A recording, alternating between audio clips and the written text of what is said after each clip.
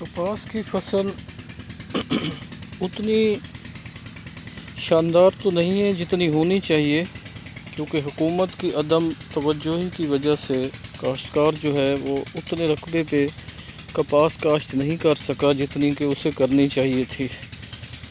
ये भी जैसल कलासरा के इलाके की कपास है, जबकि ये थल की कपास है और सोने की मुनासबत ये रखती है, क्योंकि इतने टेम्परेचर पे और इतने इस पे इसका पलना बढ़ना, इसकी हिफाजत, इसके मसाइल, इसके इश्यूज़ वो ज़रा मुख्तलिफ होते हैं। लेकिन इसके बावजूद हम ये नहीं कह सकते कि कपास की फसल जो है वो होती नहीं है या हो नहीं रही है या हुई नहीं है, बिल्कुल हुई है।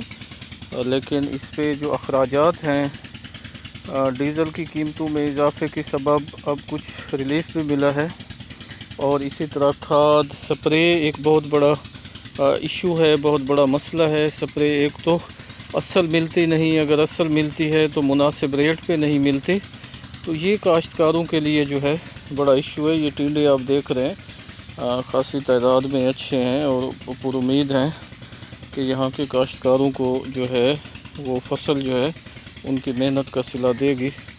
तो मैंने कहा क्यों ना आपको कपास की जो फसल है उसकी भी ज़ियारत करवा दी जाए, ताकि आप इस चीज़ को जान सकें। शहरी इलाकों में बैठे बाबू जो हैं शायद उनको अकल आ जाए, ख़्याल आ जाए, ज़राई बैंक को आ जाए, हुकूमत को आ जाए, कप्तान वज़ीर आज़म को आ जाए कि जी काश्तकार भी है और काश्तकार की ज़िंदगी में आसानियाँ पैदा होंगी, तो उसके फ़वाइद जो है ना लामहला शहरी इलाकों में होंगे। कपड़ा सस्ता होगा, इंडस्ट्री चलेगी, रोज़गार मिलेगा और दीगर इश्यूज़ सामने आएंगे।